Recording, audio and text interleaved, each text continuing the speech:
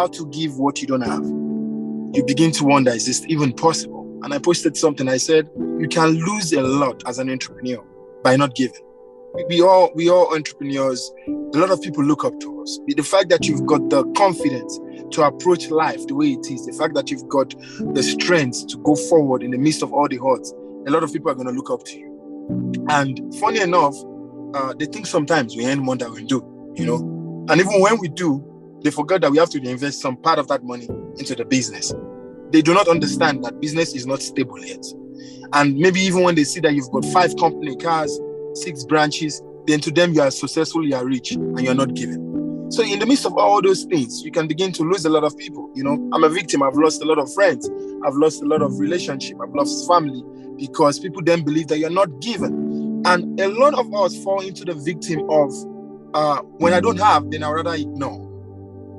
When I don't have, then I mute my phone, blacklist, block, avoid, run away. Don't speak to that auntie, ignore that uncle. He has too much problem and stuff. Or that younger brother, or that friend, that high school friend that is nagging and whatever. But the funny thing about life, it's unpredictable. What if that person you're ignoring today is the person you might need his attention tomorrow? What if that person you are running away from today is the person that might be the person that all you need is that person's contact? But there was a time in your life that you had this contact. Amazing. This person was even calling you almost every day. But of course, nagging can be irritating. It can be stressful. That's why the assembly is very practical. If you understand some of the things we speak about, it's reality, it's hardcore. And I told you last week, it's either you are experiencing it currently or you're going to experience it in the future. You're entrepreneurs. Again, you're unpredictable. So you are the future billionaires in Africa. And if people do not come for you now, they will come for you in future. Let me make something clear. You cannot cater for everyone financially, emotionally, spiritually, physically. Now, today's topic, it's in 2 ways. It's in business and it's in life. You got to understand that the secret of life is not taking. The secret of life is in giving. So this is more like a life topic, not a business topic. So before we get into the life angle of this, I'm going to go and speak to you a little bit about the business angle. It's a trick. It's a creative trick. And if you're from Nigeria and other Africans in this room that are from Nigeria or they're not from Nigeria, let me just share this quick story with you. There's a tribe. Remember now, I'm talking about the business angle. There's a tribe in Nigeria, for those of you who are not Nigerians, called the Igbos. The Igbos. Man, entrepreneurship, Igbo. The Igbos. No. Either they are educated or not, it's inborn, it's in their blood, and I respect them any day, anytime. Now, these Igbo brothers and sisters of ours, they know how to give what they don't have. I'm sure some of you are laughing already, you're smiling, you get what I'm talking about. An Igbo man knows how to give what he doesn't have. Enter an Igbo man's shop now and say, I'm looking for blue jeans. We say, what? Blue jeans, one day, just wait, I've got it in my other shop. That is an Igbo man. The first thing he does for you is sit you down, give you a nice, cool drink, and say, you know what? I've got a blue jeans. It's in my other shop. It gives you all the comfort, all the respect, everything, and it will bring you that blue jeans. Now, there is never anything an Igbo man does not have. An Igbo man that is selling spare parts or batteries, go to him and ask him, do you have a Mercedes-Benz brand new 2022 model? He'll be like, just sit down. Do you want something cold? He will buy you the drink, he will buy you everything. And the next thing, he would then go find that car, put his price, and then sell it to you. Now, these things might be funny. These are things we grew up saying, but these are the trick of businesses. This is an amazing part of business. There are ways in your business that a service or a product can be requested from or of you. And the best thing you could do at that time is to offer what we call the second party transaction, in a way whereby you make the customer or the consumer or the client feel very relaxed, trust you, can rely on you, and then you can then do that transaction. But listen, I said to you that today's topic is more about life. It's easy. Very, very easy. to give what you don't have. And it's in 3 ways. 3 ways. Empathy, advice, follow-up. Those 3 things. Those 3 things will keep people around you. People will remain with you and people will understand with you. 1, empathy. What do I mean? Somebody comes up to you, your family, your friend, your sister, your aunt, your mother, your cousin, your business partner, and they explain their problem. They tell you what they are going through and they need you. I need this money, or I need you to be there, I need you to come. One of the first things you should do before you build that defensive block of I don't have, empathy. Extremely important. Listen to them. Show concern for what they are saying, even if you know in your heart this person is going to end up asking me this. Guys, what I'm telling you right now, I'm a sole victim of this thing, and I have lost people. I have lost friendship. Remember, this is social investment. You don't want to lose your investment. You want them to remain. Even if you cannot harvest it now, let them remain there, because the day might come that you might need to tap from that return of an investment. So it's not good to lose anybody. Remember, though, that I told you social investment is expensive. It's not cheap, and it's not for everyone. I'm saying for those ones that fit your social capital, those ones that are in your investment bank, don't break that friendship, or because you want to say, I don't have, or I can't pick your call, or I've blocked the line because I'm avoiding this person. I was doing this at my early days of entrepreneurship. Entrepreneurship alone is frustrating. I can't pay salaries. I can't keep up with my books. Business is crazy. Then one hand calls me and say, hey, Sumi Francis, I need this help, my child's school fees. And I get 20, 30, 40 of that request on daily basis. And the next thing, my auntie joins my block list. May God forgive me. Thank God I've blocked everybody now. So if you are still blocking your family members, me, I have freed everybody. I know the trick. I spoke to myself. What do you do when that call comes? That funny uncle that calls you from the village, or that calls you from your neighborhood, or that friend that's always nagging, even while you were growing, that has always been that channel. Accommodate that call. Find time for it. And the first thing you do is show concern. What is wrong? Really?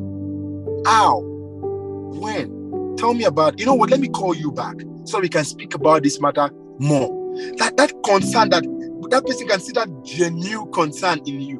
And because you have showed concern, it's easy for the person to listen to your advice. Empathy makes you feel that this person has my best interest. I don't have a solution for this matter. I don't have a solution for this situation, but give me some time. You know what? Give me 2 days. I want to research this. I want to look at this situation, and I'll come back to you with a strong advice. That's you in advisory mode. If you don't even have that situation controlled under your own control, go into advisory mode and search for assistance or advice for that matter. Now, guys, one of the most impactful things that many people do not do, and I remember I told you in the first series, the amount you deposit in your social investment bank is the same or similar amount you have for your withdrawal. I've got a last event I'm going through today, and I'm sure you all know Jadel, our member. It's our wedding as well. I'm going to pay her a surprise visit at the after party. Now, she has deposited a lot in my own bank, a lot, that I am ready to do whatever it takes to get to that venue tonight and just return that investment. Now, one of the most biggest deposits you can do in situations like this is follow up. Most people don't. Your uncle called you about that, your nephew, that she was not in school. You were called about that friend that was sick. Even if you send that money, you were called about that brother. Somebody just sent you that email about his business crashing. Follow up is something a lot of people do not do, and that's a very good reward on investment. Very good. When you follow up people on success, is expected. I know you're following up on my success because, either you are like a piece of it, or somehow you enjoy the reward. So it's good news and it's good to your ear, and that's why you come in. So it's very easy to follow up success. But very few people follow up failure. Very few. Somebody called you and said, I failed and whatever. And 2 weeks after, and you called. Hi, my brother. Remember you called me 2 weeks ago. How's that situation with your rent? How did you do it? Really, I was praying for you. I am so glad you're out of it. I am impressed. The fact that you have done that made it clear to that person that that situation registered in your mind. That matter, that issue, that business case, whatever that person must have brought to you, registered in your mind. And because of that, there's a huge chunk on investment that has been issued in your check of friendship. So African entrepreneurs, I told you these things are easy. It's not, today's conversation is not a big deal. How do you give what you don't have? By showing empathy, concern, really feeling the matter, feeling the situation.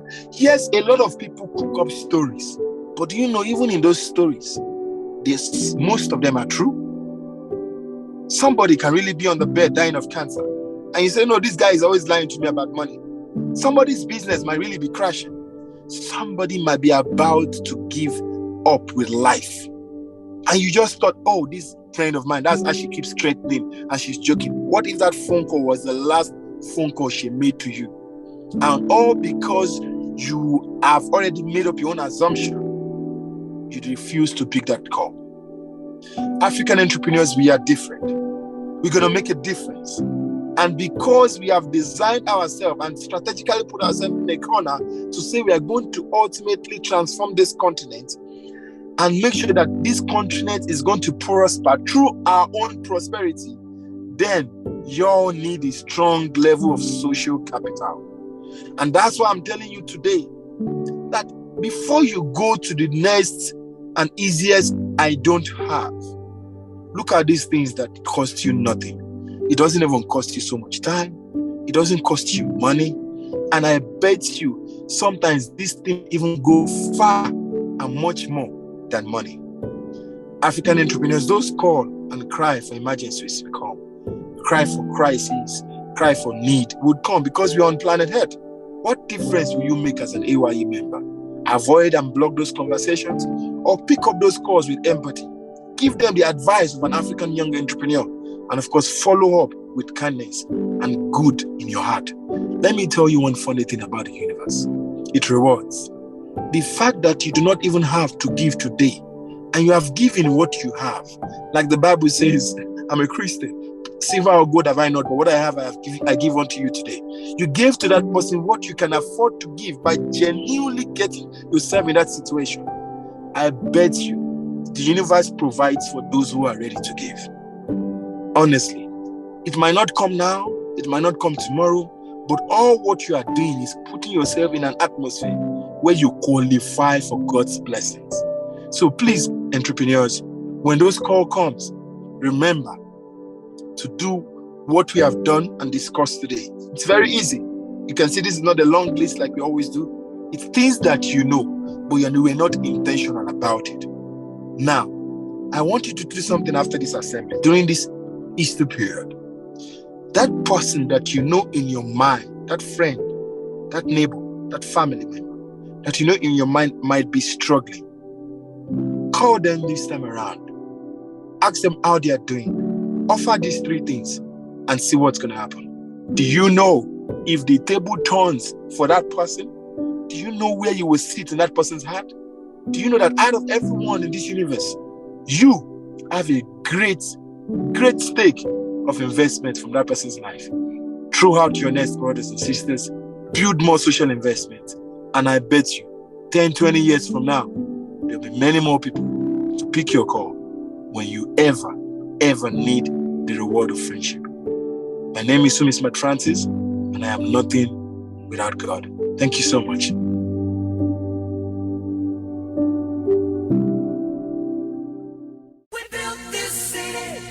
You're rocking with the best. This is the Africa's Young Entrepreneurs, where African entrepreneurs at home and in the diaspora come together to connect, collaborate, and build strategic partnerships. Join us now.